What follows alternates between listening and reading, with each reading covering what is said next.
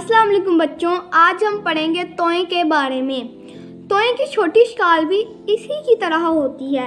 इनके ऊपर ना कोई तो छोटी तोए होती है और ना कोई नुक्ता होता है। चलें हम पढ़ते हैं तोए से बनने वाले अल्फाज। तोए से तैयारा, तोए से तैयारा। तोए बढ़िए भड़िए अलिफ रे और हे तैयारा, तोए से तैयारा। तोए से तश्तरी, तोए से तश्तरी। तोए शीन टे रे और छोटी ये तश्तरी, तोए से तश्तरी। तोए से तालबे इलम, तोए से तालबे इलम।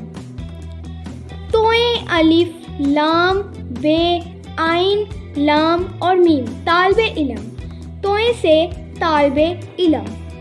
तोए से तैयारा, तोए से तश्तरी और तोए से तालबे इलम। ये थे तोए से बनने वाले अल्फाज। और अब हम पढ़ते हैं बच्चों तोए से बनने वाले जुमले। मैं तालबे इलम हूँ, मैं तालबे इलम हूँ। तोता सब्ज रंग का है, तोता सब्ज रंग का है। ये तैयारा तेज है, ये तैयारा तेज है। ये तश्तरी बहुत साफ है, ये तश्तरी बहुत साफ है।